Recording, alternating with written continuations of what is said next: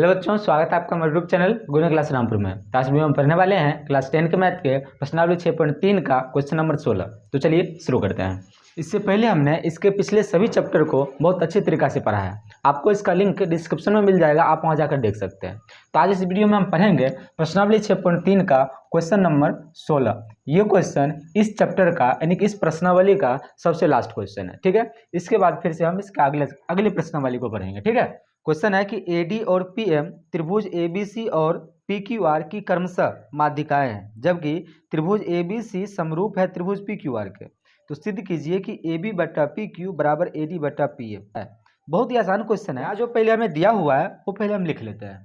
तो लिखेंगे कि दिया है, हमारे पास दिया हुआ है कि AD और PM त्रिभुजों ABC तथा PQR की क्रमशः माध्यिकाएं है। और क्या दिया हुआ है? और दिया हुआ है कि त्रिभुज ABC जो है ये समरूप है त्रिभुज PQR के। ठीक है, सिद्ध करना है। तो सिद्ध क्या करना है वो पहले हम लिख लेते हैं। तो सिद्ध करने के लिए आपको कहा जा रहा है कि AB बटा PQ बराबर होना चाहिए AD बटा PM के। ठीक है, तब हम लिखेंगे हल। लिखेंगे कि यदि AD और PM माध्यिकाएं हैं तो इसलिए आप ध्यान दीजिए कि त्रिभुज की माध्यिकाएं का क्या काम होता है। तो त्रिभुज की माध्यिकाएं का काम है कि अगर कोई त्रिभुज की माध्यिका है तो माध्यिका जिस आधार पर या फिर जिस भुजा से टकराएगी या जिस भुजा को प्रतिच्छेद करेगी उस भुजा को बराबर भागों में बांटेगी। मतलब कहने का ये हुआ कि ये जो दोनों भुजा है ये दोनों भुजा आपस में बराबर होगा। क्यों बराबर होगा? क्योंकि ये जो है AD ये माध्यिका है। ठीक उसी प्रकार इसमें भी ये दोनों भुजा जो होगा QM और MR ये दोनों क्या होगा? बराबर होगा आपस में। तो हमें आप लिख सकते हैं उसी प्रकार कि तो BD बराबर होगा DC के और QM बराबर होगा MR के। ठीक है, इतना तो हम लिख सकते हैं। अब एक चीज़ और आपके पास दिया हुआ है कि लिखेंगे चूंकि त्रिभुज ABC समरूप है त्रिभुज PQR के। अब अगर ये समरूप है तो आपको पता होनी चाहिए कि समरूप त्रिभुज के संगत भुजाओं का अनुपात बराबर होता है। तो ये दोनों त्रिभुज समरूप है तो हम इसके संगत भुजा का अनुपात बराबर लिख सकते हैं, यानी कि AB बटा में क्या रख सकते हैं? PQ, और इसके बराबर होगा दूसरी भुजा BC बटा में QR। ठीक है, तो लिखेंगे BC बटा QR।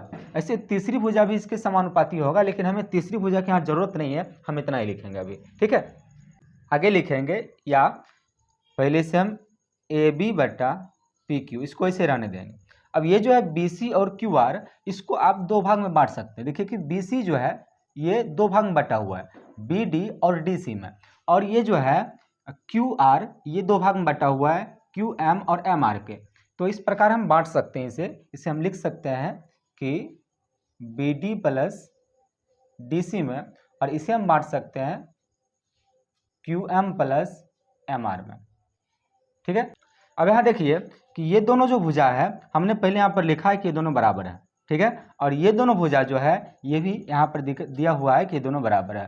तो जब कोई दो भुजा है बराबर है तो इसको हम दोनों में से किसी एक को रिप्लेस कर सकते हैं, या फिर मतलब कहने का ये हुआ कि इसके स्थान पर इसे भी रख सकते हैं या इसके स्थान पर इसे भी रख सकते हैं। ठीक है, तो हम क्या करेंगे कि DC जो है DC के स्थान पर BD को रख देंगे और यहाँ पर MR के स्थान पर QM का रख देंगे, क्योंकि इसे हमें ज़रूरत है। ज़रूरत क्यों है? क्योंकि हमें इस त्रिभुज को समरूप सिद्ध करना है, ये वाला त्रिभुज। ठीक है, और ये वाले त्रिभुज को समरूप सिद्ध करने के लिए हमें ये वाली भुजा की आवश्यकता है, इसलिए हमें इसी को बदलना होगा। ठीक है, तो यहाँ पर हम लिखेंगे कि AB बटा PQ बराबर होगा, यहाँ जो है BC BD को वैसे रहने देंगे, लेकिन DC जो है इसे हम BD में बदल देंगे, हो जाएगा BD बटा यहाँ जो है QM इसको ऐसे रहने देंगे और MR को QM में बदल देंगे, क्या लिख देंगे?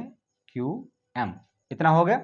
अब इसे आप जोड़ सकते हैं तो ये हो जाएगा AB बटा PQ बराबर, इस दोनों को जोड़ेंगे तो बी डी बटा ये क्या हो जाएगा 2QM।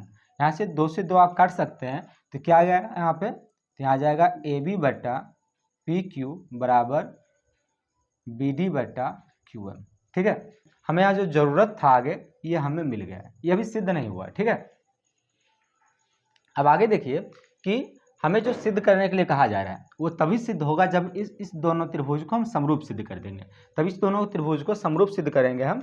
तो पहले लिखेंगे कि त्रिभुज ABD और त्रिभुज PQM में, इस दोनों त्रिभुज में हमें जांच करना होगा कि आखिर क्या क्या चीज़ बराबर है। तो पहले तो हमें यहाँ जो सिद्ध हुआ है वो पहले हम लिख लेंगे। तो हमें सिद्ध हुआ है क्या चीज़ कि AB बटा PQ बराबर BD बटा QM। ठीक है, ये कहाँ से आया, ये प्राप्त हुआ है। ठीक है, हमने इसे इतने सॉल्व करके इसे हमने प्राप्त किया है। ठीक है, दूसरी बात, ये जो कोण B है और ये कोण Q है ये दोनों आपस में बराबर होगा। क्यों बराबर होगा, क्योंकि ये जो त्रिभुज है और ये त्रिभुज है ये दोनों क्या है, समरूप है। तो समरूप त्रिभुज की संगत भुजाएं जो होता है और संगत कोण जो होता है, संगत कोण बराबर होता है और संगत भुजाएं समानुपाती होता है। तो यहाँ पर B और Q संगत कोण है, ये दोनों बराबर होगा। तो यहाँ पर लिखेंगे कि कोण B बराबर होगा कोण Q के। ठीक है, क्यों होगा बराबर, क्योंकि त्रिभुज ABC जो है ये समरूप है त्रिभुज PQR के। ठीक है, तो यहाँ पर कौन सा नियम लगेगा, यहाँ पर लगेगा, लिखेंगे इसलिए SAS समरूपता से ये दोनों त्रिभुज समरूप होगा।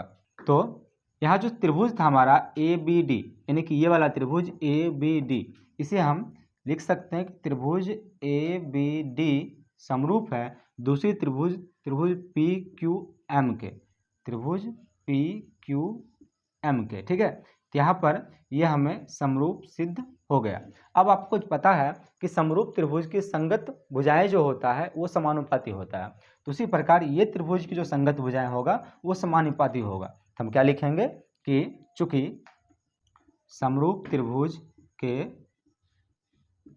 संगत भुजा समानुपाती होता है। अब समरूप त्रिभुज की संगत भुजा समानुपाती होता है तो फिर इसका जो संगत भुजा है यानी कि AB बटा PQ, तो लिखेंगे कि AB बटा PQ बराबर होगा दूसरी भुजा AD बटा PM के, तो लिखेंगे कि AD बटा PM।